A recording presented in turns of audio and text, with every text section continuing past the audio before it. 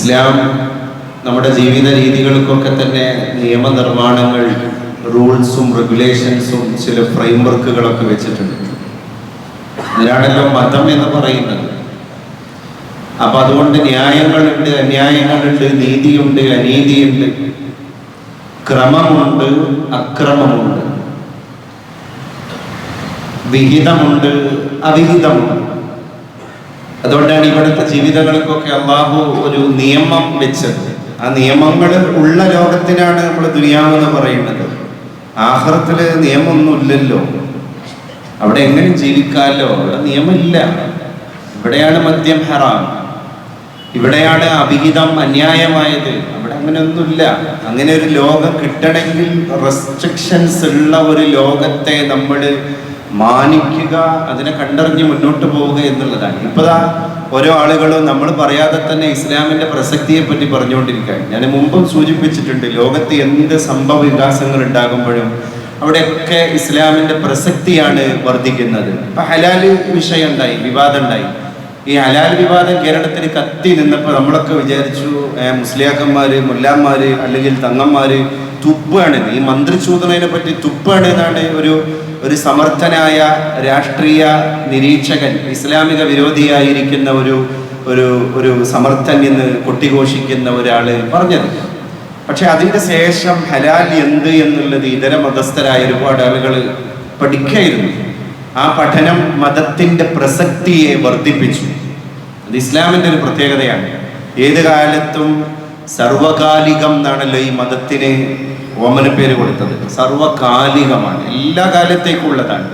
സർവജനീനം അഥവാ എല്ലാ ജനതക്കുള്ളതാണ്, എല്ലാ ജനതക്കുള്ളതാണ്. ഇന്ന ആളുകൾ എന്നൊന്നുമില്ല. സർവലൗകികം, ഈ ലോകത്തേക്ക് മാത്രമല്ല എല്ലാ ലോകത്തേക്കുള്ളതാണ്. അത് ഈ മതത്തിന്റെ ഒരു സ്പെഷ്യാലിറ്റിയാണ്. ഇന്ന ദീന ഇൻദല്ലാഹിൽ ഇസ്ലാം, ഇത് അള്ളാഹുവിന്റെ മതമാണ്, അള്ളാഹുവിന്റെ ദീനാണ്. അപ്പൊ അവിടെ നമ്മളുടെയൊക്കെ പ്രസക്തി, ഇപ്പൊ ഹേമ കമ്മീഷൻ റിപ്പോർട്ട് പുറത്തു വന്നതിന്റെ ശേഷം കരുവാന്റെ ആലയിലെ മൊയിലിനെ പോലെ ഓരോ മുട്ടിനും ഞെട്ടി മുന്നോട്ട് പോകുന്ന കുറെ ആളുകളെ നമുക്ക് കണ്ടു. ഇനി എത്ര ആളുകൾ മുട്ടും അല്ലേ? മുമ്പ് വാതിൽ മുട്ടിയതിന്റെ പേരിൽ ഇനി എത്ര മാധ്യമങ്ങൾ വന്നിട്ട് നമ്മളെ വാതിൽ മുട്ടും. 2016 മുട്ടിയത്, 15 മുട്ടിയത്, 14, ഇങ്ങനെ ഓരോ മുട്ടിനും ഞെട്ടുകയാണ് ഇപ്പം. അപ്പൊ ഹേമ കമ്മീഷൻ റിപ്പോർട്ട് വന്നതിന്റെ പശ്ചാത്തലത്തിൽ ഈ അടുത്ത് ഒരു നടൻ ഈ സമിതിയുടെ മുമ്പിൽ കൊടുത്തിരിക്കുന്ന ജസ്റ്റിസ് ഹേമയെ ഈ നിരന്തരമായ പരാതിയുടെ ഒരു പ്രളയം തന്നെ വന്നപ്പോൾ ബന്ധപ്പെട്ട സർക്കാരിന്റെ അധികാരികൾ ജസ്റ്റിസ് ഹേമയെ ഇത് അന്വേഷിക്കാൻ വേണ്ടി വെക്കുന്നു. അത് ഹേമ കമ്മീഷനാകുന്നു. ഹേമയുടെ കൂടെ നിയമവിദഗ്ധരായ ആളുകൾ കൂടിക്കൊടുക്കുന്നു.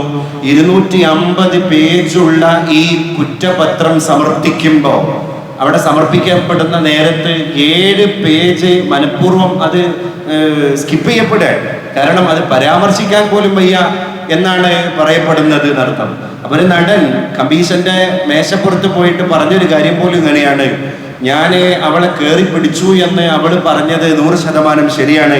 പക്ഷേ കമ്മീഷന്റെ ബന്ധപ്പെട്ട നേതൃത്വങ്ങൾ ഒരു കാര്യം കൂടി മനസ്സിലാക്കണം. ആ കുട്ടിയുടെ കോസ്റ്റ്യൂം, ആ കുട്ടിയുടെ ഡ്രസ് കോഡ്, ആ കുട്ടിയുടെ ബോഡി ഷേപ്പ് അങ്ങനെയായിരുന്നു എന്നെ കയറി പിടിപ്പിക്കാൻ പ്രേരിപ്പിച്ചു. അവിടെ ഒരു മതത്തിന്റെ പ്രസക്തി വർദ്ധിക്കുകയാണ്. അന്ന് നമ്മള് മുസ്ലിം പെണ്ണിന് വേഷത്തിന്റെ കാര്യങ്ങള് ഫിഖ്ഹിന്റെ നിയമം പറഞ്ഞു കൊടുത്തപ്പോ, അന്ന് ഇസ്ലാമിന്റെ ആളുകള് പെണ്ണ് പുറത്തിറങ്ങേണ്ടതിന്റെ നിയമം പറഞ്ഞു കൊടുത്തപ്പോ, ഇസ്ലാമിനെതിരെ കുതിര കയറാന്, മഹല്ലി ഭാരവാഹികൾക്കെതിരെ കുതിര കയറാന്, മദ്രസക്കെതിരെ കുതിര കയറാന്, മത സംവിധാനത്തിലൂടെ മുന്നോട്ട് പോകുന്ന കുടുംബങ്ങളെ, വളരെ ഓർത്തഡോക്സ് ആയിട്ട് മുന്നോട്ട് പോകുന്ന ഇസ്ലാമിന്റെ ചിട്ടകളൊക്കെ പാലിച്ച് ജോലിക്ക് പോകുന്ന, നല്ല പർദ്ദയും ഹിജാബൊക്കെ ധരിച്ചിട്ട് ജോലിക്ക് പോകുന്ന മുസ്ലിം പെൺകുട്ടികളെ ബഹിഷ്കരിക്കാന്, അതുപോലെ തന്നെ ഹിജാബിന്റെ പേര് പറഞ്ഞിട്ട് ഈ പാർശ്വഭാഗത്തേക്ക് മാറ്റിവെക്കാൻ എന്തൊക്കെ ഹീനമായ ശ്രമങ്ങൾ ഉണ്ടായി അല്ലേ? അപ്പോഴും നമ്മൾ മിണ്ടാതിരുന്നു. ഇപ്പൊ അതിന്റെ പ്രസക്തി ഇങ്ങനെ വർദ്ധിക്കുക. ഇസ്ലാം പെണ്ണിനെ ഔറത്ത് എന്നാ വിളിച്ചത്. ഔറത്ത്, നിസാഉകും ഔറ, നിങ്ങളുടെയൊക്കെ പെണ്ണുങ്ങളെ ഔറത്താണ്. ഒരു പെണ്ണിനെ തന്നെ ഔറത്ത് എന്നാ പറയുന്നത്. ഉറുദു സുമാൻ മേ ഔറത്ത് ഹെ, ഉസ്കി നാം ഹി ഔറത്ത് ഹെ.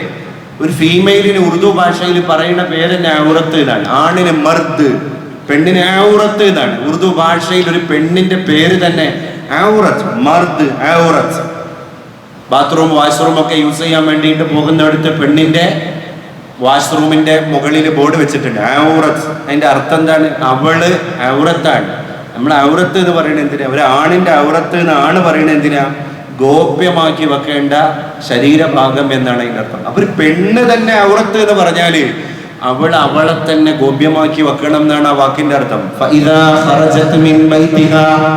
പെണ്ണിനെ ഔറത്ത് എന്ന് പറയാൻ കാരണം നിങ്ങളുടെ ഭാര്യ ഔറത്താണ്, നിങ്ങളുടെ ഉമ്മ ഔറത്താണ്, നിങ്ങളുടെ പെങ്ങളെ ഔറത്താണ്, നിങ്ങളുടെ അയൽവാസിയായ പെൺകുട്ടി ഔറത്താണ്. അവൾ എന്തെങ്കിലും ആവശ്യത്തിന് വേണ്ടി അവളുടെ വീട്ടിൽ നിന്ന് പുറത്തിറങ്ങിക്കഴിഞ്ഞാൽ പിശാച് അവളെ പിടികൂടുന്നതാണ്, പിന്തുടരുന്നതാണ്. എല്ലാ വേഷവും എല്ലാ നിയമങ്ങളും പാലിച്ചിട്ട് തന്നെ ഒരു പെണ്ണ് പുറത്തിറങ്ങിയാലുള്ള അവസ്ഥയെ പറ്റിയാണ് പെണ്ണിന്റെ കൂടെ പിശാച് ഉണ്ടാകുന്നതാണ്. അപ്പൊ ഒരു വേഷമൊന്നും പാലിക്കാതെ വളരെ അട്രാക്റ്റീവായ രീതിയിൽ ഇസ്ലാം പറഞ്ഞ എന്താ? ഈ അട്രാക്ഷനുകൾ, ഈ ബ്യൂട്ടി, ഈ കോസ്റ്റ്യൂംസ് എല്ലാം നീ ഉപയോഗിച്ചോ, നല്ല വിലപിടിപ്പുള്ള കോസ്റ്റ്യൂംസ് നീ മേടിച്ചോ, പക്ഷെ നിനക്ക് ഹലാലാക്കി തന്ന നിന്റെ പുരുഷന്റെ അടുത്താണ് അത് ഉപയോഗിക്കേണ്ടത്. അത് അവനുള്ളതാണ്, അവൻ നിനക്കുള്ളതാണ്, അവനുമുള്ളതാണ്. അതാണ് ഷിഖാഖുക്കും, നിങ്ങളുടെ അർദ്ധപാതിയാണ് ഒരു പെണ്ണ്.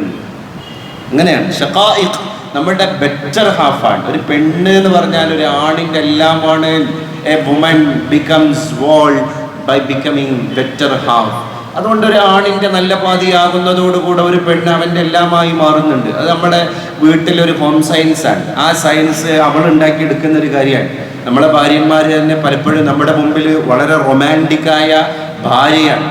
നമുക്കൊരു അസുഖം വരുമ്പോൾ ചിലപ്പോൾ അവള് നമ്മുടെ ഉമ്മയാണ്. നമുക്ക് എന്തെങ്കിലുമൊക്കെ ഒഴിഞ്ഞിരുന്ന് വർത്താനം പറയണമെങ്കിൽ അവള് നമ്മളുടെ ഫ്രണ്ടാണ്. നമ്മൾക്ക് കുറച്ചുകൂടി എന്താ പറയുക, ഇന്ററാക്ഷൻ നടത്തണമെങ്കിൽ അവള് നമ്മളുടെ സിബ്ലിങ്ങിൽപ്പെട്ട നമ്മുടെ സിസ്റ്ററാണ്. അപ്പൊ അവളെല്ലാം ആകുന്നുണ്ട്, എല്ലാ റോളും അവൾ എടുക്കുന്നുണ്ട്. അതിലേക്ക് ഒരു പെണ്ണ് പാകപ്പെട്ടത് അവള് നമ്മുടെ സ്വന്തമായത് കൊണ്ടാണ്. അപ്പൊ അത് നിങ്ങൾക്കുള്ളതാണ്.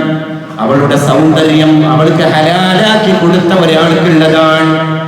അവനല്ലാത്തവരുടെ മുമ്പിൽ قل للمؤمنين يغضوا من أبصارهم ويحفظوا فروجهم ذلك أزكى لهم إن الله خبير بما يصنعون.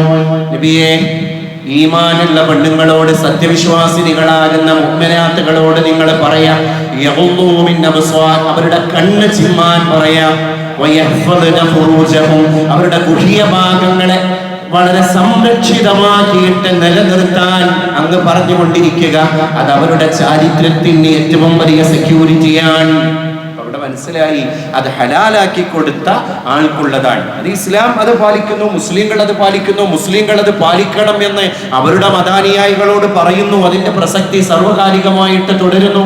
ഇപ്പൊ ഹമാസ് ഇസ്രായേലും ഫലസ്തീനും തമ്മിൽ യുദ്ധം ഉണ്ടായ സമയത്ത് ഇസ്രായേലിൽപ്പെട്ട ചില ആളുകളെ, ജൂയിഷ് പെണ്ണുങ്ങളെയൊക്കെ ഈ ഹമാസിന്റെ അധികാരികൾ ബന്ദികളാക്കിയിട്ട് പിടികൂടിയിരുന്നു. ഈ ബന്ദികളാക്കിയിട്ട് പിടികൂടുമ്പോൾ അവിടെ വിലപേശലാണ്. എന്ന് പറഞ്ഞാല് ഈ ബന്ദികളായ ആളുകളെ ഇനി വിട്ടുതരണമെങ്കിൽ ഞങ്ങൾക്ക് ഇനിയും ഷർത്തുകളെ കണ്ടീഷൻസ് കണ്ട് അത് നിങ്ങൾ പാലിക്കണം. അതിനാണ് ബന്ദികളെ പിടികൂടുന്നത്. ഈ ബന്ദികളായിട്ട് പിടികൂടപ്പെട്ട ആളുകൾ പിന്നെ 1 മാസം കഴിഞ്ഞ് 2 മാസം കഴിഞ്ഞ് ഇസ്രായേൽ ഹമാസിന്റെ തടവറയിൽ നിന്ന് മോചിതരാകുന്ന നേരത്ത് മാധ്യമങ്ങളോട് പറഞ്ഞു, ഞങ്ങൾക്ക് പൂർണ്ണമായ ആദരവ് അവർ വകവെച്ചു തന്നു, ഞങ്ങളുടെ വ്യക്തിത്വത്തിന് ഒരു പോറയിൽ പോലും അവർ ഏൽപ്പിച്ചിട്ടില്ല. അപ്പൊ അതിലും ഒരു പെണ്ണ് പഠിക്കപ്പെടുകയായിരുന്നു. പെണ്ണിന്റെ രീതിശാസ്ത്രങ്ങളെ ഇസ്ലാം എങ്ങനെ കൊണ്ടുപോകണം എന്നുള്ളത് പഠിപ്പിക്കപ്പെടുകയായിരുന്നു. അപ്പൊ നമ്മുടെയൊക്കെ വീടുകളിൽ നമ്മുടെ മക്കൾ വളർന്നു വരികയാണ്. ഇവിടെയൊക്കെ ചില ഡിസിപ്ലിന് നിരക്കാത്ത ചില പ്രോബ്ലംസ് ഒക്കെ ഉണ്ടാകുന്നത് ഗ്രാജുവലി അവരിങ്ങനെ വളർന്നു വരുമ്പോൾ ഒരു പെൺകുട്ടി പൊതുവെ അവൾ നിഷ്കളങ്കയാണ്. കാരണം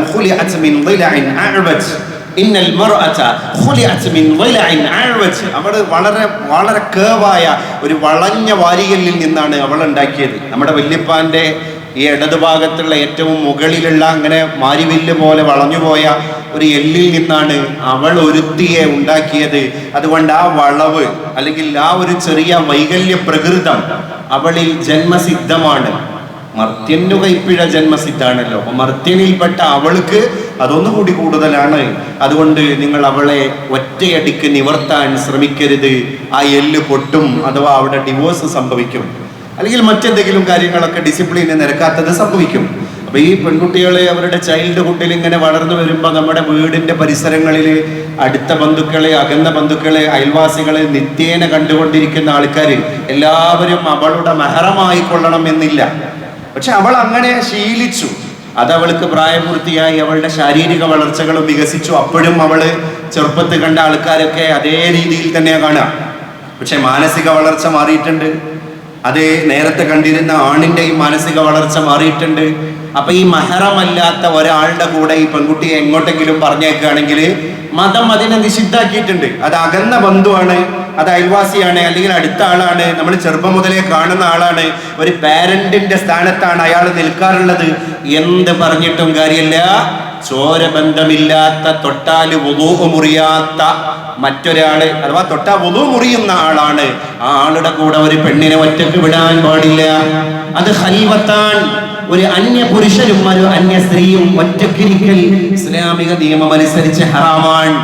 കാരണം അവിടെയും പിശാച് ഇടപെടുന്നതാണ്. അത് ക്ലിനിക്കിലാവട്ടെ, വേറെ സ്ഥലങ്ങളിലാകട്ടെ, ട്രീറ്റ്മെന്റിന്റെ പേരിലാകട്ടെ, അത് ഹോസ്പിറ്റൽ നിയമമടക്കം അങ്ങനെയാണ്. ഒരു പുരുഷനായിരിക്കുന്ന ഒരു മെയിൽ ഡോക്ടറുടെ അടുക്കലേക്ക് ഒരു ലേഡി പേഷ്യന്റ് പോവുകയാണെങ്കിൽ ആ ലേഡി പേഷ്യന്റ് പോകുമ്പോ ആ പുരുഷനായിരിക്കുന്ന മെയിൽ ഫിസിഷ്യന്റെ അടുക്കൽ ഒരു ലേഡി അസിസ്റ്റന്റ്, അത് നഴ്സാവട്ടെ അല്ലെങ്കിൽ ആ ഹോസ്പിറ്റലിൽ അസിസ്റ്റ് ചെയ്യുന്ന ഏതെങ്കിലും ഒരു സ്റ്റാഫ് അവിടെ വേണം എന്നുള്ളത് ഒരു നിയമമാണ്. അപ്പൊ ആ നിയമത്തെ നമ്മൾ കാറ്റിൽ പറത്താൻ പാടില്ല. അത് നമ്മൾ വളരെ ശ്രദ്ധിക്കേണ്ട ഒരു കാര്യമാണ്. പിന്നെ ഓരോ കുടുംബത്തിലും ഇത്തരം പ്രശ്നങ്ങൾ വരികയാണ്. ഇന്നിപ്പോൾ ഫാമിലി ഗ്രൂപ്പുകൾ, മറ്റു ഗ്രൂപ്പുകളെല്ലാം ഉണ്ട്. എല്ലാവരും വളരെ ഓപ്പണാണ്. ഇതൊക്കെ നമ്മൾ ഇങ്ങനെ കവർ ചെയ്ത് നിർത്തേണ്ട കാര്യമാണോ എന്നുള്ള ചോദ്യങ്ങൾ പല കുടുംബത്തിലും വരികയാണ്. ആചാരങ്ങളൊക്കെ മാറിയില്ലേ? അപ്പൊ ഈ ഫാമിലി ഗ്രൂപ്പിലൊക്കെ തന്നെ ഓരോ ചാറ്റുകള്, മറ്റു കാര്യങ്ങള്, ഇതൊക്കെ തന്നെ ഈ മിംഗ്ലിങ്ങിനുള്ള സാധ്യത വളരെ വർദ്ധിപ്പിക്കും. ഇസ്ലാം ഒരു നിയമം പറഞ്ഞിട്ടുണ്ടെങ്കിൽ അത് സർവകാലികമാണ്. ഇന്ന കാലത്തേക്ക് മാറ്റി വെക്കേണ്ട കാര്യമൊന്നുമല്ല. എല്ലാ കാര്യവും അങ്ങനെ തന്നെയാണ്. അന്ധനായ, ബ്ലൈൻഡായ അബ്ദുല്ലാഹി ഇബ്നു ഉമ്മ മക്തൂം വന്നിട്ട് ഉമ്മു സലമ ബീവിയുടെ വീട്ടിന്റെ സിറ്റ് ഔട്ടിലേക്ക് കയറി വരികയാണ്. ഉമ്മു സലമ ബീവിയുടെ കൂടെ ആയിഷ ബീവി കൂടിയുണ്ട്. അവർ രണ്ടുപേരും അല്ലാഹുവിന്റെ റസൂലിനോട് സംസാരിച്ചു കൊണ്ടിരിക്കുന്നതിന്റെ ഇടയിലാണ് ഒരു ഊന്നുവടി കുത്തിയിട്ട് ആ വടിയുടെ അകമ്പടിയോടുകൂടെ രണ്ട് കണ്ണുകൾക്കും ജന്മനാ കാഴ്ച ശക്തി നഷ്ടപ്പെട്ടു പോയ അന്ധനായ ഇബ്നു ഉമ്മ മക്തൂം കയറി വരുന്നത്. ആ സഹാബി പ്രസിദ്ധനാണ്. എന്ന് പറയുന്ന സൂറത്ത് തന്നെ ഇറങ്ങിയത്, ആയത്ത് തന്നെ ഇറങ്ങിയത് ഈ സഹാബിയെ അല്ലാഹുവിന്റെ റസൂൽ ഒരു വേള ഒന്ന് പരിഗണിക്കാതിരുന്നതിന്റെ പേരിലാണ്. ആ സഹാബിയാൽ ഉമ്മു സലമ ബീവിയുടെ സിറ്റ് ഔട്ടിലേക്ക് കയറി വരുന്നത്. അല്ലാഹുവിന്റെ റസൂൽ സ്വല്ലല്ലാഹു അലൈഹി വസല്ലം രണ്ട് ഭാര്യമാരോടും പറഞ്ഞു, നിങ്ങൾ അകത്ത് പോകണം, വെളിയിൽ നിന്ന് അകത്ത് പോകണം. ഒരു പുരുഷനാണ് കയറി വരുന്നത്. അപ്പൊ ഞാൻ എന്റെ റസൂലിനോട് പറഞ്ഞു പോയി. ഉമ്മു സലമ ബീവി പറയാണ്, യാ റസൂലല്ലാഹ്, പരിശുദ്ധ നബിയേ, അലൈസ ഹുവ അഅ്മ, ആ വരുന്ന ആൾ ഒരു അന്ധനല്ലയോ നബിയേ? ലാ യുബ്സിറുന, ഇബ്നു ഉമ്മ മക്തൂം നമ്മളെ കാണൂലല്ലോ നബിയേ. ഫഖാല, അവ നബി തങ്ങൾ ഞങ്ങളോട് പറഞ്ഞു, അഫ അംയാവാനി അൻതുമാ, ഉമ്മു സലമ, നീയും ആയിഷയും അന്ധരല്ലല്ലോ, നിങ്ങൾ പോകണം. നിങ്ങൾ രണ്ടുപേരും അന്ധരല്ലല്ലോ, നിങ്ങൾ ഉമ്മ മക്തൂമിനെ കാണുന്നുണ്ടല്ലോ, അതുകൊണ്ട് നിങ്ങൾ അകത്ത് പോകണം. അവര് പാലിട്ടാൽ അങ്ങോട്ടും ഇങ്ങോട്ടും അപ്പൊ എല്ലായിടത്തും ഈ നിയമം ബാധകമാണ് എന്നാണ് ഈ ഒരൊറ്റ സംഭവത്തിലൂടെ മുസ്തഫ നബി തങ്ങള് നമ്മളെ പഠിപ്പിച്ചത്. അത് വീടിന്റെ ഉള്ളിലും ഒരു ഹേമ കമ്മീഷൻ ഇപ്പൊ ഈ സിനിമാ മേഖലയിൽ മാത്രമൊന്നല്ലല്ലോ ഈ പ്രശ്നങ്ങളുള്ളത്. ഈ മാനസിക പീഡനം എന്ന് പറയുന്ന സാധനം ഒരു പെണ്ണിനെ സംബന്ധിച്ചിടത്തോളം വീടുകളിൽ നടക്കുന്ന പീഡനത്തെ പറ്റി അടുത്ത ഒരു മറ്റൊരു സമാന്തര ഹേമ കമ്മീഷൻ റിപ്പോർട്ട് എങ്ങാനും പുറത്തേക്ക് വെച്ച് കഴിഞ്ഞാൽ ഉണ്ടാകാൻ പോകുന്ന പൊല്ലാപ്പുകളും പരാതികളുടെ പ്രളയങ്ങളും എത്രമാത്രം അസഹനീയമായിരിക്കും എന്നുള്ളതും നമ്മൾ ഒരു വേള ആലോചിക്കണം. ഒരാളുടെ ജീവിതത്തിലേക്ക് ഒരു പെൺകുട്ടി കയറി വരിക, ആ പെൺകുട്ടി വേറൊരു വീട്ടിലൊരു ഉമ്മാൻ്റെയും ഉപ്പാൻ്റെയും ഏട്ടന്മാരെയും അനിയത്തികളെയും ചേട്ടത്തികളെയും ഒക്കെ സുരക്ഷയിൽ വളർന്ന പെൺകുട്ടിയാണ്. ആദ്യത്തെ 1-2 വർഷമൊക്കെ അവളുടെ വീട്ടുകാരുടെ ഒരു ഒബ്സർവേഷൻ അവൾക്ക് ഉണ്ടാകും. 5-6 കൊല്ലം കഴിഞ്ഞ് 8-10 കൊല്ലം കഴിഞ്ഞ് കുട്ടികളായി. പിന്നെ അവളെ അനിയത്തിമാരെ കെട്ടിച്ചു. അവളെ വീട്ടുകാർ പിന്നെ അവരെ ഫോക്കസ് ചെയ്യണില്ല എന്നുള്ളത് അവളെ ഭർത്താവിനും ഭർത്താവിന്റെ വീട്ടുകാർക്കും ബോധ്യപ്പെടുന്ന ഒരു കാലം എത്തി. ഇനി ആ കുട്ടിയെ സംബന്ധിച്ചിടത്തോളം അതിലേറെ സുരക്ഷ കൊടുക്കേണ്ട ഒരു കാലമാണ്. എന്ന് പറഞ്ഞാല് ഈ ഹണിമൂൺ പീരീഡിന്റെ ശേഷമാണ് ഒരു പെണ്ണിന് ഏറ്റവും കൂടുതൽ സുരക്ഷ വേണ്ടത്. കാരണം എന്താണ്? അവളുടെ പാരൻസ് ഇത്രയും അറ്റാച്ച്മെന്റ് ഉണ്ടായിരുന്നു അവൾക്ക്, അവൾ ഡിറ്റാച്ച്മെന്റിലായി. കാരണം പാരൻസിന് വേറെ ശ്രദ്ധയിലേക്കൊക്കെ ഫോക്കസ് ചെയ്യേണ്ടി വന്നു, അല്ലെങ്കിൽ അവർ മരിച്ചുപോയി. അതുപോലെ തന്നെ അവളെ സിബ്ലിങ്സ് ആയിരുന്ന ബ്രദേഴ്സ് വേറെ ഫോക്കസ് ചെയ്തു, അവർക്കൊക്കെ കുട്ടികളും മക്കളും ഓരോ കുടുംബങ്ങളുമായി. ഇവള് ശരിക്കും ഒറ്റപ്പെട്ടു. ആ ഒറ്റപ്പെട്ട പെണ്ണിന്റെ ഓൾ ആരാണ്? ഈ ഭർത്താവാണ്. അപ്പൊ അയാളിൽ നിന്ന് അവൾക്ക് ഉൾക്കൊള്ളാൻ കഴിയാത്ത ഒരു മാനസിക വിഷമുണ്ടാക്കുന്ന ഒരു വാക്കുണ്ടായാല് അവൾ ഒറ്റപ്പെടുകയാണ്. ഇനി ഇറങ്ങിപ്പോകാനൊരു സ്ഥലമില്ല, പോയി പറയാനൊരു സ്ഥലമില്ല, കേൾക്കാൻ ഒരാളില്ല. ആകെ ഉണ്ടായിരുന്ന ആൾ ഇയാളാണ്, ഇയാൾ തന്നെ റോങ് ആണ്. അപ്പൊ ആ ഭർത്താവിന്റെ സ്വഭാവം മാറിയാല്, ആ ഭർത്താവ് കേടികളുടെ ലിസ്റ്റിൽപ്പെട്ടാല്, ആ ഭർത്താവിന്റെ ഫോക്കസ് മാറിയാല്, ആ ഭർത്താവിന് അദ്ദേഹത്തിന്റെ സുഹൃത്ത് വലയങ്ങൾ മറ്റെന്തൊക്കെയോ ബന്ധങ്ങളിലേക്ക് കൊണ്ടുപോയാൽ, അയാൾ മദ്യപാനിയായാൽ, അയാൾ ലഹരിയുടെ അടിമയായി പോയാൽ, വീട്ടിൽ ഒറ്റപ്പെട്ടു പോകുന്ന ഒരു പെണ്ണുണ്ട്. അവൾ കണ്ണീരും കിനാവും കൈലേസുമായിട്ട് ജീവിക്കുകയാണ്. അപ്പൊ ആ പെണ്ണ വീട്ടിൽ ജീവിക്കുന്നത് ഒരു കുട്ടിനെ ആലോചിച്ചിട്ടാണ്, അല്ലെങ്കിൽ മക്കളെ ആലോചിച്ചിട്ടാണ്. പഠിച്ചോനെ, ആ മക്കൾക്ക് ഉമ്മല്ലാതാവണ്ടല്ലോ, ഒപ്പല്ലാതാവണ്ടല്ലോ, ഞങ്ങൾ പിരിഞ്ഞാൽ പിന്നെ അവരും സെപ്പറേറ്റഡ് ആയില്ലേ, അത് വേണ്ടല്ലോ എന്ന് വിചാരിച്ചിട്ട് അള്ളാഹുവിനോട് തഹജ്ജുദിൽ പരാതി പറയുന്ന എത്രയോ കുടുംബിനികൾ. അത് എല്ലാ മതത്തിലുണ്ട്. മുസ്ലിം കുടുംബിനികൾ പടച്ച റബ്ബിനോട് പരാതി പറയുന്നു. അങ്ങനെ ഒരു ഹേമ കമ്മീഷനെ പറ്റി കൂടി നമ്മൾ ആലോചിക്കണം. വീടകങ്ങളിൽ പല സ്ത്രീകൾക്കും പീഡനങ്ങൾ ഏറ്റുവാങ്ങേണ്ടി വരികയാണ്. അവിടെയാണ് റസൂലുള്ളാഹി തങ്ങൾ നമ്മളോട് പറഞ്ഞത് സല്ലല്ലാഹു അലൈഹി വസല്ലം, ഖൈറുക്കും ഖൈറുക്കും ലിഅഹ്ലിഹി. നിങ്ങളിൽ ഏറ്റവും ഉന്നതൻ ആരാണ് എന്ന് മാർക്കിടണമെങ്കിൽ നിങ്ങളുടെ ഭാര്യ നിങ്ങളെ പറ്റി അഭിപ്രായം പറയണം. അത് ഭാര്യയെ മാത്രം ഒരു സ്ഥലത്താക്കിയിട്ട് അവളുമായി ബന്ധപ്പെട്ട പുറത്തുള്ള കുറച്ച് ആൾക്കാർ അവളോട് പോയിട്ട് ഒരു ഇന്റർവ്യൂ നടത്തും പോലെ കാര്യങ്ങൾ ചോദിക്കണം. അതിൽ നിങ്ങൾക്ക് ഫുൾ മാർക്കാണെങ്കിൽ, നിങ്ങൾ ഇനി മറ്റുള്ള കാര്യങ്ങളിൽ കുറച്ച് മോശക്കാരാണെങ്കിലും ശരി, നിങ്ങൾ ജീവിതത്തിൽ പെർഫെക്റ്റ് ആണ് എന്ന് ലോകം ഒരു സോഷ്യൽ ജീവിതം വിലയിരുത്തുകയാണ്. അതുകൊണ്ടാണ് നിബിധങ്ങൾ പറഞ്ഞത്, ഖൈറുക്കും, നിങ്ങളിൽ ഏറ്റവും ഉത്തമനായ മനുഷ്യനാരാണ് എന്ന് നിങ്ങൾക്കറിയുമോ? ഖൈറുക്കും ലിഅഹ്ലിഹി. അവന്റെ കുടുംബത്തോട്, ഭാര്യയോട് നല്ല രീതിയിൽ പെരുമാറുന്ന ആളാണ്. എന്നിട്ട് നബിതങ്ങൾ ഗ്യാരണ്ടി കൊടുക്കുകയാണ് സഹാബത്തിനോട്, ഇത് ഞാൻ വെറുതെ പറയല്ല, വഅന ഖൈറുക്കും ലിഅഹ്ലിഹി. നിങ്ങളെ കൂട്ടത്തിൽ ഞാൻ എൻ്റെ ഭാര്യമാരോട് ഏറ്റവും നല്ല രീതിയിൽ മാതൃകയോടുകൂടെ പെരുമാറുന്ന ആളാണ് എന്നും പറഞ്ഞു മുസ്തഫായ നബി തങ്ങൾ എന്നും പറഞ്ഞു. അപ്പൊ അവിടെയൊക്കെ ഒരു നിയമം എന്ന് പറയുന്ന എല്ലാവർക്കും ആണ് അല്ലേ. ഒരു അമ്മ എന്ന് പറയുന്ന ഒരു സംഘടനയ്ക്ക് അമ്മക്ക് എല്ലാവരും കുട്ടികളാണ്. കുറച്ച് കുട്ടികളോട് മാത്രം പക്ഷപാതിത്വം കാണിക്കുന്ന അമ്മയെ ആർക്കും വേണ്ടി വരില്ല. അപ്പൊ പിന്നെ അമ്മയെന്ന് കുറെ ആൾക്കാർക്കൊക്കെ എന്ത് ചെയ്യേണ്ടി വരും? ഉത്തരമില്ലാഞ്ഞാല് രാജിവെക്കേണ്ടി വരും എന്നർത്ഥം അല്ലേ. അപ്പൊ ഈ സുരക്ഷിതത്വം ചില പവർ ഗ്രൂപ്പിലേക്ക് പോകുക, എന്നിട്ട് അതൊരു പവറായി മാറുക, അവിടെ പാവപ്പെട്ടവർക്ക്, പീഡിപ്പിക്കപ്പെട്ടവർക്ക് വോയിസ് ഇല്ലാതാവുക. ഒന്ന് ചിന്തിച്ചു നോക്ക് നിങ്ങള്. 10-16 കൊല്ലങ്ങൾക്ക് മുമ്പ്, 10 കൊല്ലം മുമ്പ്, 8 കൊല്ലം മുമ്പൊക്കെ നടന്ന സംഭവങ്ങൾ അന്ന് വിളിച്ചു പറഞ്ഞിട്ട് ഏറ്റെടുക്കാൻ ഒരാളില്ലാതാവുക. ഹോട്ടലിൽ നിന്ന് പീഡിപ്പിക്കപ്പെട്ട ഒരു പെൺകുട്ടി തിരിച്ചു വന്നിട്ട് കരഞ്ഞിട്ട് അച്ഛനോടും അമ്മയോടും പറഞ്ഞു, അച്ഛനും അമ്മയും ബന്ധപ്പെട്ട ആൾക്കാരോട് പറഞ്ഞു, വോയിസ് ഇല്ലാത്തതിന്റെ പേരിൽ. അതെ, ഈ വോയിസ് എന്ന് പറയുന്ന വാക്കിന് ശബ്ദം, സ്വാധീനം, ഇൻഫ്ലുവൻസ് എന്ന അർത്ഥം അല്ലേ. ആ ഇൻഫ്ലുവൻസ് ഇല്ലാത്തതിന്റെ പേരിൽ, സ്വാധീനം ഇല്ലാത്തതിന്റെ പേരിൽ ഒരു കുട്ടിയുടെ കരിയർ നഷ്ടപ്പെടുക, ജീവിതം നഷ്ടപ്പെടുക, മാനഹാനി സംഭവിക്കുക, എന്നിട്ട് അതിന് പരിഹാരമില്ലാതാവുക. എത്ര അപകടത്തിലേക്കാണ് പോകുന്നത് കാര്യങ്ങൾ. അപ്പൊ ഇസ്ലാം ഇതുവരെ ഇസ്ലാമിന്റെ മുസ്ലിയാക്കന്മാരെയും അതുപോലെ തന്നെ ബന്ധപ്പെട്ട ആൾക്കാരെയൊക്കെ കുതിര കയറിയിട്ട് ഈ സിനിമാ മേഖല കണ്ട നിങ്ങളെ കാലത്തിന്റെ അനുസരിച്ച് മുന്നോട്ട് പോകുന്നതാണ്, നിങ്ങളെ മാതിരി 6-ാം നൂറ്റാണ്ടല്ല എന്നൊക്കെ പറഞ്ഞ ആൾക്കാർ ഇപ്പൊ തിരുത്തി പറയാൻ തുടങ്ങി. എന്തേ?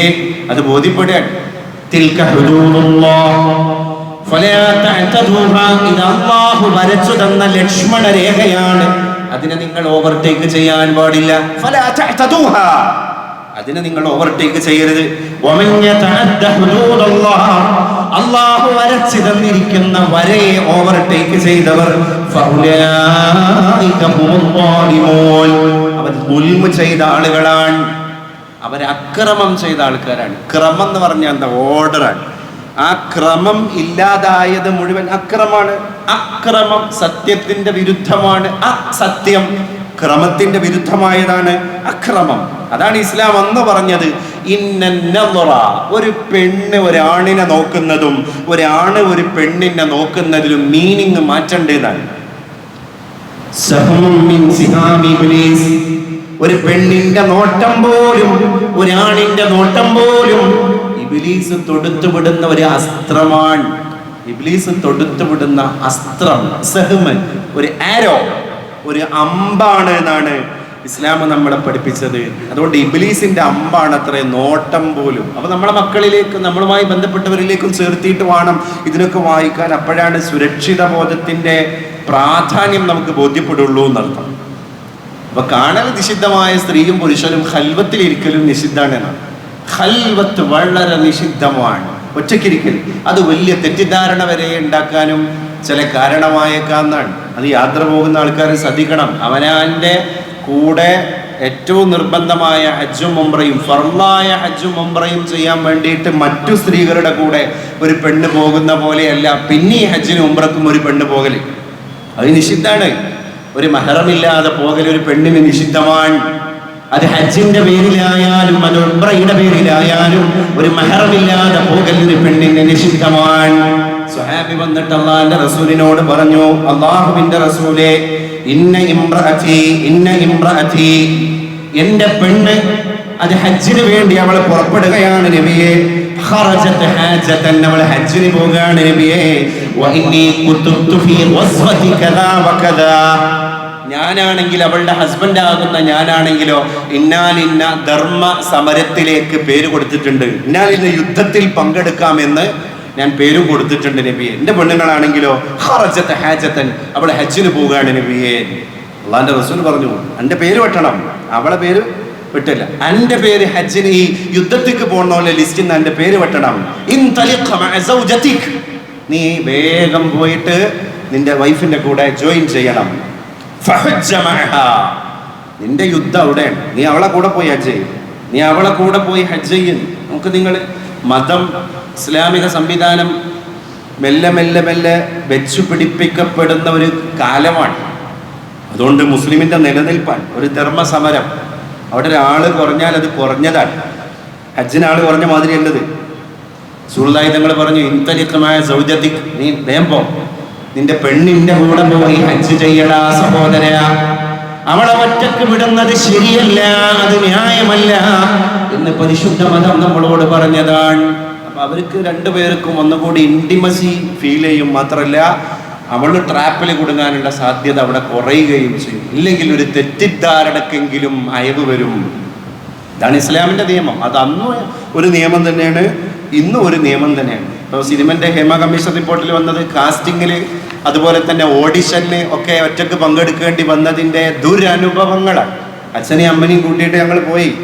അപ്പൊ നടൻ പറഞ്ഞു, തിരക്കഥ നീ കൃത്യമായിട്ട് കേൾക്കണം, അതിങ്ങനെ പറഞ്ഞാൽ ശരിയാവില്ല, അവിടെ വരണം, ഇവിടെ വരണം, കാസ്റ്റിംഗ് ഉണ്ട്, ഓഡിഷൻ ഉണ്ട്, അതുപോലെ തന്നെ നിന്റെ റോൾ എന്താണെന്ന് കൃത്യമായിട്ട് നമുക്ക് എന്ത് ചെയ്യണം, അഭിനയിച്ച് ഫലിപ്പിക്കണം. അത് 1ഉം 2ഉം വട്ടം ഷൂട്ട് ചെയ്താൽ പോരാ. നടിമാര് പറയാണ് 16ഉം 17ഉം വട്ടം ഷൂട്ട് ചെയ്യേണ്ടി വന്നു. ഇതെന്തിനാണ്, ഞങ്ങൾ തെറ്റിദ്ധരിച്ചു, പ്രതികരിച്ചു കഴിഞ്ഞാൽ ആക്സസ് ഇല്ലാതാകും, ഞങ്ങൾ പേടിച്ചു അല്ലേ. അപ്പൊ 10% താഴെ റിപ്പോർട്ടുകൾ പുറത്തു വരികയും 100% മനസ്സിൽ കടിച്ചു പിടിച്ചിട്ട് ഇതെങ്ങാനും തുറന്നു പറഞ്ഞാൽ കരിയർ നഷ്ടപ്പെടുമെന്ന് വിചാരിച്ചിട്ട് അവസാനം മിണ്ടാതിരിക്കുകയും ചെയ്യുന്ന ഒരു രീതിശാസ്ത്രത്തിലേക്ക് കാര്യങ്ങൾ പോവാം.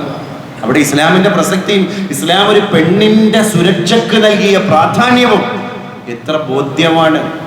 ഈ മീ ടു ക്യാമ്പയിന് തന്നെ തുടക്കം കുറിക്കപ്പെട്ടത് 2006-ലാണ്. 2006 എവിടെ തുടങ്ങിയത്?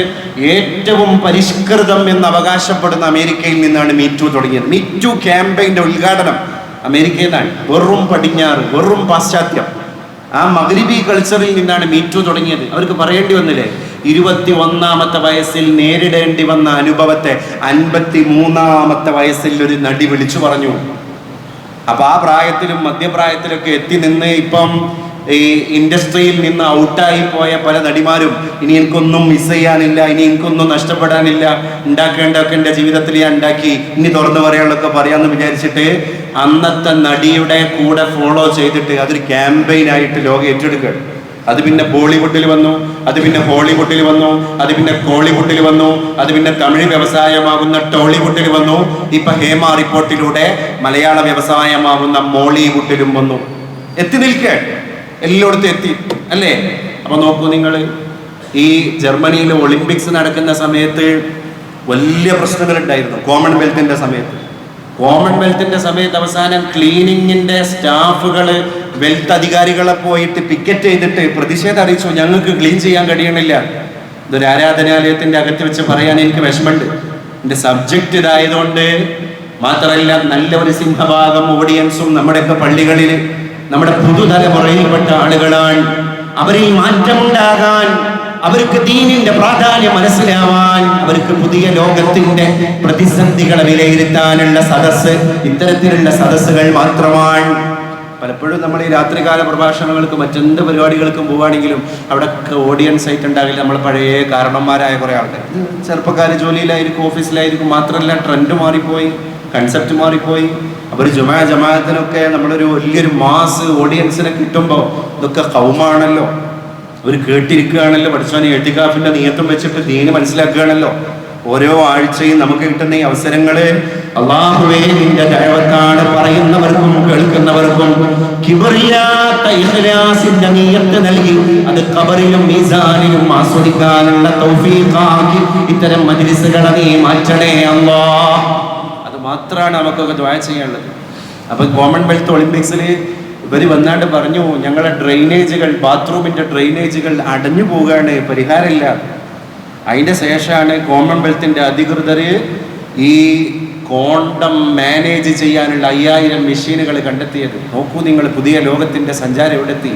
ഇപ്പൊ പാരീസിൽ നടന്ന ഒളിമ്പിക്സിൽ ഒരു കട്ടിലിൽ ഒരാളുടെ വെയിറ്റ് അളന്ന് തിട്ടപ്പെടുത്തിയിട്ടാണ് റൂമിലേക്ക് അവരെ പറഞ്ഞയച്ചത്. ആ വെയിറ്റിൽ കൂടുതൽ മറ്റൊരു പാർട്ട്ണർ ആ കട്ടിലിൽ ഇടം പിടിച്ചാൽ തകരുന്ന കട്ടിലുകൾ ഒളിമ്പിക് സമിതിക്ക് വെക്കേണ്ടി വരികയാണ്. അതാണ് ഒരു മതത്തിന്റെ പ്രസക്തി. ഖൽവത്ത് ഹറാം എന്നൊരു മതം 1400 സംവത്സരങ്ങൾക്ക് മുമ്പ് പറഞ്ഞുപോയി. സ്വതക്കത്ത യാ റസൂലല്ലാഹ്. ഓരോ സംഭവങ്ങളിലൂടെയും ലോകം അതിനെ അംഗീകരിച്ചു കൊണ്ടിരിക്കുന്ന കാര്യമാണ് ഇന്ന് നമ്മൾ കണ്ടുകൊണ്ടിരിക്കുന്നത്. അതുകൊണ്ട് ഇസ്ലാം പെണ്ണിന് സ്വാതന്ത്ര്യം കൊടുത്തത് എന്താ കാര്യം? പർദ്ദയിൽ അവളെ തളച്ചിട്ടൊക്കെയല്ല, പർദ്ദയിട്ട് വേഷങ്ങളെ ശ്രദ്ധിച്ച് ഭർത്താവിന്റെ മുമ്പിൽ മാത്രം ബ്യൂട്ടി എക്സ്പോസ് ചെയ്ത് അവൾ ജീവിച്ചപ്പോൾ അവൾക്ക് കിട്ടിയത് സെക്യൂരിറ്റിയാണ്. മാനഹാനി അവൾക്ക് ഉണ്ടായിട്ടില്ല. അവൾ എവിടെ പോകുകയാണെങ്കിലും അവൾക്ക് ഈ എന്താ പറയാ റോങ് മെസ്സേജ് കൊടുക്കുന്ന നോട്ടങ്ങളില്ല, ബാഡ് കമാൻഡ്സ് ഇല്ല. അവൾ എവിടെ പോവുകയാണെങ്കിലും സുരക്ഷിതയായി പോകുന്നു, സുരക്ഷിതയായി തിരിച്ചു വരുന്നു. ഇപ്പൊ അടുത്തൊരു ഇന്റർവ്യൂവിൽ ഒരു നടി അടക്കം, ഒരു പ്രമുഖ നടി കൊച്ചിയിൽ വെച്ചിട്ട് പറഞ്ഞു, എൻ്റെ ആവശ്യത്തിന് എനിക്ക് കുടുംബത്തെയും കൂട്ടി പർച്ചേസ് ചെയ്യാൻ പോകണമെന്ന് തോന്നുകയാണെങ്കിൽ എടപ്പള്ളിയിലെ ലുലു മാളിലേക്ക് പോലും ഞാൻ പോകാറുള്ളത് പർദ്ദയും ഹിജാബ് ഇട്ടിട്ടാണ് എന്ന് ഇതര മതസ്ഥയായ ഒരു നർത്തകി, ഒരു നടി പറയാൻ. എന്തേന്ന് ചോദിച്ചു, അതിൽ സുരക്ഷിതത്വണ്ട്. കമലാദാസ് എന്ന് ഇംഗ്ലീഷുകാർ പേരിട്ട് വിളിച്ച മാധവിക്കുട്ടി, കേരളത്തിന്റെ പ്രിയങ്കരിയായ കഥാകാരി, നിർമ്മാതളത്തിലൂടെ മലയാളിയെ ഭ്രമിപ്പിച്ച കഥാകാരി, അവസാനം സുറയ്യ നക്ഷത്രത്തിന്റെ പേര് സ്വീകരിച്ചിട്ട് ഇസ്ലാമിലേക്ക് കയറി വരികയാണ്.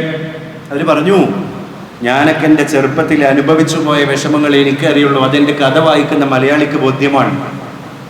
ബാലാമണി അമ്മയുടെ പൊന്നുമോൾ എന്നിട്ട് മലയാളിയോട് പറഞ്ഞു, ഇപ്പൊ ഞാൻ പർദ്ദയിൽ സുരക്ഷിതയാണ്. കമല ദാസ് എന്ന് വിളിക്കപ്പെട്ട മാധവിക്കുട്ടി എന്ന സുരയ്യ അത് വിളിച്ചു പറഞ്ഞു, എന്തേ അതിലെനിക്ക് സുരക്ഷയുണ്ട്.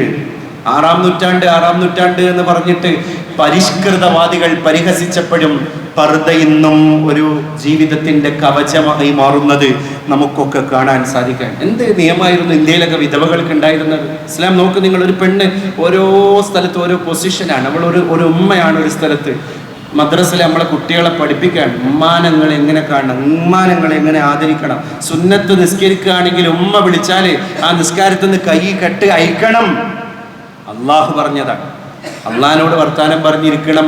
മകളോട് പറയാണ്, പുറത്തുനിന്ന് എൻ്റെ ഉമ്മ വിളിക്കുകയാണെങ്കിൽ ഫർള് നിസ്കാരമല്ലയോ, അത് സുന്നത്തായ നിസ്കാരമാണോ? ഉമ്മാക്ക് വിളി കേൾക്ക്, എന്നിട്ട് എന്നോട് വർത്താനം പറഞ്ഞാൽ മതി. ആ നിസ്കാരത്തിന് കൈ അയക്കണം എന്നല്ലേ, ആ നിസ്കാരം ഇവിടെ മുറിക്കണം എന്നല്ലേ അതിൻ്റെ അർത്ഥം. എൻ്റെ ഉമ്മ വിളിച്ചു, ഞാൻ നിസ്കാരത്തിലാണെന്ന് അറിയാതെ എൻ്റെ ഉമ്മ വിളിച്ചത്. ആ ഉമ്മ വിഷമിക്കരുത്. മതം നമ്മളോട്, അത് നമ്മളെ കുട്ടി മദ്രസയിൽ പഠിക്കാൻ. ഇപ്പൊ ഉമ്മ ഒരു പെണ്ണാണ്, പെങ്ങൾ ആരാണ് നമ്മൾ പഠിക്കാൻ, ഭാര്യ ആരാണ് പഠിക്കാൻ. അതിനനുസരിച്ച് ജീവിതം മുന്നോട്ട് കൊണ്ടുപോകുന്ന ആളുകൾ. അതുകൊണ്ടാണ് ദീനുള്ള ചെറുപ്പക്കാരെ നിങ്ങൾ മക്കളെ കെട്ടിക്കുമ്പോൾ തിരഞ്ഞെടുക്കണം. ബാക്കിയൊക്കെ ഉണ്ടാക്കാൻ പറ്റും. ഈ ദീനുള്ളവരായാൽ എല്ലാ കാലവും നിങ്ങളെ കുട്ടിക്ക് സമാധാനം ഉണ്ടാവും. നിങ്ങളെ കുട്ടി ജന്മം കൊടുക്കുന്ന കുട്ടിയേക്കും സമാധാനം ഉണ്ടാവും എന്ന് പറയാൻ കാരണം ദീനുള്ളവരെ കെട്ടണം എന്ന് പറയുന്നതുകൊണ്ടാണ്. കൽബ് മാറിപ്പോകൂല ദീനുള്ളവർക്ക്, അവർ ഈമാനിലായിരിക്കും. അപ്പൊ വിധവക്ക് അന്ന് ഇന്ത്യയിൽ ഉണ്ടായിരുന്ന നിയമം അല്ലേ, അസ്സാഇ അലൽ അർമല, പെട്ടെന്ന് സ്വർഗത്തിലേക്ക് പോകുന്ന ആൾക്കാരുടെ ലിസ്റ്റ് റസൂലുള്ളാഹി തങ്ങൾ പബ്ലിഷ് ചെയ്യുമ്പോൾ ഒരാളുടെ പേരെന്താ അറിയോ? അസ്സാഇ അലൽ അർമല, വിധവയായ പെണ്ണിനെ സംരക്ഷിക്കാൻ മുന്നോട്ട് വന്ന എന്റെ മതവിശ്വാസിയാണ്.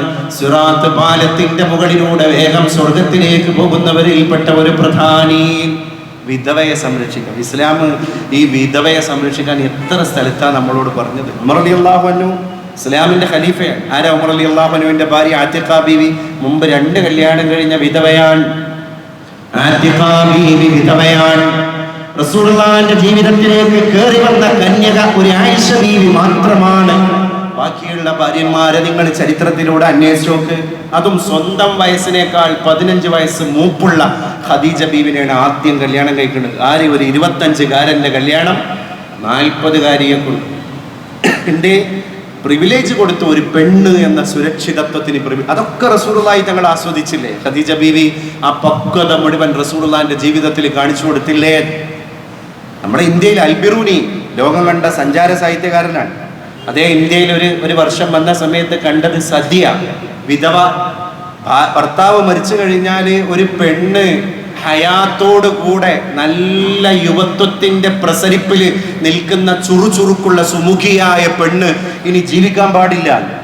അവൾ ഇനി ജീവിതത്തെ പറ്റി ആലോചിക്കാനേ പാടില്ല. ആ ഭർത്താവിന്റെ മൃതശരീരത്തെ അഗ്നിയിലേക്ക് കൊണ്ടുപോകുന്ന ചിതയിലേക്ക് അവൾ ചാടി മരിക്കണം. ഈ കുട്ടി പേടിച്ച് നുണോളിക്കുക, കരയാണ്. ഭർത്താവ് മരിച്ചപ്പോ ഈ പെണ്ണിന്റെ ദുഃഖം എന്താണ്? പഠിച്ചോനെ, ഇനി ഞാൻ മരിക്കണല്ലോ അല്ലേ? ആ പച്ച ശരീരം അഗ്നിയിലേക്ക് ഇടണ്ടേ? അപ്പൊ ബന്ധുക്കൾ എല്ലാരും വന്നിട്ട് അതിന് അവളെ വീട്ടുകാരും സഹായിക്കും. എന്താ നിയമാണത്. അതുകൊണ്ട് എല്ലാരും കൂടിയിട്ട് കയ്യും കാലും കെട്ടിയിട്ടിട്ട് യാതൊരു തെറ്റും ചെയ്യാത്തൊരു പെൺകുട്ടിനെ ഭർത്താവിന്റെ ചിതയിലേക്ക് വലിച്ചെറിഞ്ഞ് കൊല്ലുകയാണ്. ഈ രംഗാണ് അൽബിറൂനി കണ്ടത്. നോക്കൂ നിങ്ങൾ, ഒരു പെൺകുട്ടിക്ക് കൊടുത്ത അവസ്ഥയാണിത്. ഇന്ന് കോടതികളില്ല, നിയമ സംവിധാനങ്ങളില്ല. എത്ര പെങ്ങന്മാര്, നമ്മുടെ പ്രിയപ്പെട്ട എത്ര സഹോദരിമാരാണ് സതിയാജൽ ഭർത്താവിന്റെ ചിതയിൽ ചാടി മരിച്ചത്. അവിടെയാണ് നിമിതങ്ങൾ വിളിച്ചു പറഞ്ഞത് അസ്സാഇ അലൽ അർമല, ഭർത്താവ് മരിച്ചുപോയ പെണ്ണിന്റെ സുരക്ഷ ഒരുക്കുന്നവരാണ് സ്വർഗത്തിലേക്ക് വേഗതയിൽ പോകുന്ന ആളുകള്. അപ്പൊ ആ പെണ്ണിന് ജീവിതം കിട്ടും, അല്ലെങ്കിൽ ജീവിത ഉപാധി കിട്ടും, അവൾക്ക് ജീവിക്കാനുള്ള വകുപ്പ് കിട്ടും. ഇന്നും നോക്ക് നിങ്ങൾ, മഹല്ല് സംവിധാനങ്ങൾ പോലും വിധവയെ പരിഗണിക്കുകയാണല്ലോ. അപ്പൊ ഓരോ റോളിലും റസൂലുള്ളാഹി തങ്ങൾ അവരെ ഡെവലപ്പ് ചെയ്ത് കൊണ്ടുവരാൻ. എൻ്റെ മോള് ഫാത്തിമ പലപ്പോഴും എൻ്റെ മുമ്പിൽ അങ്ങനെയായിരുന്നു അല്ലേ? ശത്രുക്കൾ ഇങ്ങനെ ആക്രമിക്കുകയാണ്. നമ്മുടെ തിരൂരുകാരനായ വള്ളത്തോളിന് പാംസു സ്നാനം എന്ന കവിത ഈ ചരിത്രം വായിച്ചിട്ട് എഴുതേണ്ടി വന്നില്ലേ? ഒരു ഹൈന്ദവനായ കവിക്ക് അദ്ദേഹം എഴുതിയില്ലേ? പ്രവാചക തിരുമേനി സഹിച്ചുപോയ ത്യാഗങ്ങള്, ഒരു മതത്തെ പ്രബോധനം ചെയ്തതിന്റെ പേരിൽ, ഒന്ന് നിസ്കരിച്ചതിന്റെ പേരിൽ കഅബയുടെ പരിസരത്തുള്ള മതാഫിൽ റസൂലുള്ളാഹി തങ്ങൾ സുജൂദ് ചെയ്യാൻ ഒട്ടകത്തിന്റെ തോളല് കൊണ്ടുപോയിട്ട് സുജൂദിലേക്ക് പോയ പരിശുദ്ധ നബിയുടെ കഴുത്തിലേക്ക് ഇടുകയാണ്. അതിന്റെ ഭാരം കൊണ്ട് പിന്നെ സുജൂദിൽ നിന്ന് എണീക്കാൻ കഴിയണില്ല. തൊട്ടപ്പുറത്തെ വീട്ടിൽ നിന്ന് മകള് ഫാത്തിമ അത് കാണാൻ, കൊച്ചു പ്രായമാണ് ആ മോൾക്ക്, ഓടി വരികയാണ്. അവളത് വന്നിട്ട് ആ ദുർഗന്ധം വമിക്കുന്ന ചത്തുപോയ ഒട്ടകത്തിന്റെ തോളലെടുത്തിട്ട് മാറ്റി ബാപ്പാന്റെ കൈ പിടിച്ചു കൊണ്ടുപോയിട്ട് കഴുകി കൊടുക്കുകയാണ്. എന്നിട്ട് മോള് കരയാൻ. ഇതിന് ഞാൻ മറുപടി പറയും ഉപ്പ എന്ന് പറയാൻ. അന്ന് ആ മോൾക്ക് ബാപ്പെട്ടൊരു പേരുണ്ട്, ഉമ്മു അബീഹ. എന്താണ് ആ വാക്കിന്റെ അർത്ഥം? ഉമ്മു അബീഹ. ഫാത്തിമ ഒരു ഉമ്മയാണ്. ആരാ ഉമ്മ? അവളെ വാപ്പാന്റെ ഉമ്മ. ബാപ്പാന്റെ ഉമ്മയാണ് എൻ്റെ കുട്ടി. എന്താണ് ആ വാക്കിന്റെ അർത്ഥം? എൻ്റെ ഉമ്മാന്റെ സ്ഥാനത്ത് എനിക്ക് പലപ്പോഴും അവള് നിന്നിട്ടുണ്ട്. അപ്പോഴാണ് വള്ളത്തോള് മലയാളിക്ക് ഇത് പഠിപ്പിച്ചു കൊടുത്തത്. ഹാ കണ്ടതിരി കണ്ടതിരീശ്വരത്വം കൽപ്പിച്ചു കൽപ്പിച്ചു നടന്നൊടുക്കമോ, നിരീശ്വരത്വത്തിൽ അടിഞ്ഞു ചേർന്നു നിരസ്ത വിശ്വാസ്യരേബ്യക്കാർ.